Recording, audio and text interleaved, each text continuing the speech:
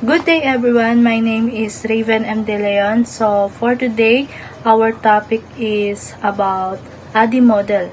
So this ADDIE Model will be naman po is presented mag-proceed tayo by sa our 5 group. components.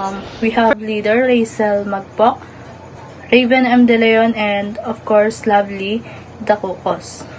So we will start. First is, what is the ADDIE Model? ADDIE is a leading learning development model used for instructional design, which is the complete process of designing, developing, and serving learning content. The model is often used to design training and learning development programs in organizations. So the ADDIE model, it is the step-by-step process used to design and develop effective learning and training programs. So we have 5 components of this model. So first is the analysis, second is the design, third is the development, the fourth is implementation, and lastly the evaluation. So this model helps the teachers and trainers create, deliver, and improve their educational content in the organized and efficient way. So, now naman po is mag-proceed tayo sa 5 components. First is yung analysis. What is analysis? Analysis places the foundation for successful training by identifying the learner's needs and objectives as well as the training context. In the corporate realm, this involves understanding the technical landscape, learning demographics, and the specific challenges to address through training. So, meaning of the analysis, if teacher help their students to understand what they need to learn. Also includes their knowing their age, skills, and what kind of activities are good for them. Also looks at the school settings and available equipment. For example, if teacher planning to lesson the PE, they might find out that most students don't know how to skip yet. The teacher will also check if the schools are just have enough equipment. Based on this, the teacher decide to create activities to help students by learning, skipping, and find the safe way. Second component is design. What is design? In the design phase of the ADDIE model, you translate all information collected in the analyze phase into learning design.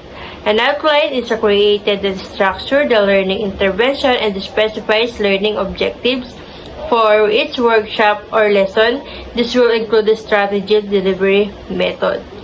So, means planning the lesson based on what the student need to learn and what they can do. The teacher create a plan with the clear goals, fun activities, how long each activity will take, and how to check if students are learning. So let's proceed to development and implementation about ADDIE's model. Development is where the learning experience design comes to life.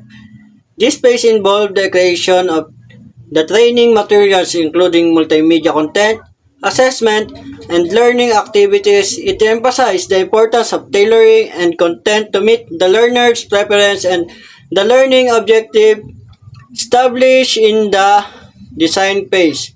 The development phase is when all the planning and design are turned into actual learning materials, including creating videos, presentations, or e-learning modules, quizzes, or assessment,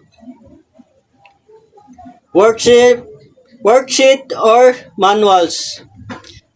It's important in this stage to make sure the materials match the need and preference of the learners. For example, if the learners prefer visual, include more image or videos. If they like hands-on learning, add interactive exercise. Everything created must support the learning goals that we set earlier in the design phase. So let's proceed about implementation. Implementation is the third phase in the training process after analysis and design development. It is when the actual training is conducted. This is the moment when all the planning, designing, and preparation are put into action. In this phase, deliver the training to your learners in person, online, or blended. Ensure the instructor and training materials are ready. Make sure your learners are engaged and supported. Observe how will the training works in the real setting. Make mirror adjustment if necessary during delivery. It also a chance to spot any issues in the training content, methods, or logistic. Example, let's say you are conducting a training session or effective customer service for new employees at a retail store. You schedule the training session. You ensure the training room is ready. Materials are printed and multimedia tools are working. The trainer delivered the session using a mix of PowerPoint, roleplay, and discussions. Learners are participate by asking questions, joining group activities, and completing exercise. You observe the learners are struggle with a role play activity, so their trainer explain it again with a simple example. This real-time adjustment is a part of a successful implementation. So let's proceed to evaluation. The evaluation phase is essential in determining the overall effectiveness of the training program. This stage includes gathering feedback from participants, assessing their knowledge and skills improvement, and measuring the training's impact on job performance. Survey, quizzes, interviews, and observation tools are often used to collect relevant data. The insight gained help identify strengths, pinpoint areas that need enhancement, and guide necessary adjustment to improve future training sessions. Ultimately, evaluation ensures that the training aligns with organizational goals and delivers tangible results. The last one is ADDIE relates in PE.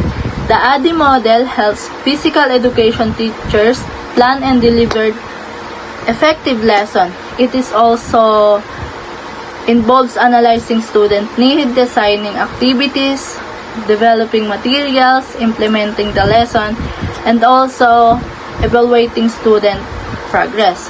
This structure process ensure that PE classes are purposeful, engaging, and aligned with the learning goals. So, by following the ADDIE model, physical education teachers can better understand their student abilities and their interests.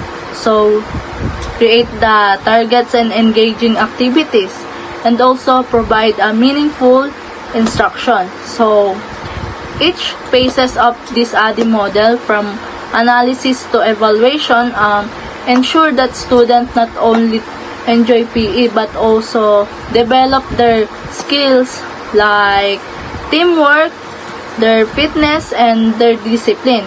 So, it is also allows the teachers to make improvements based on the student performance and the feedback of their students.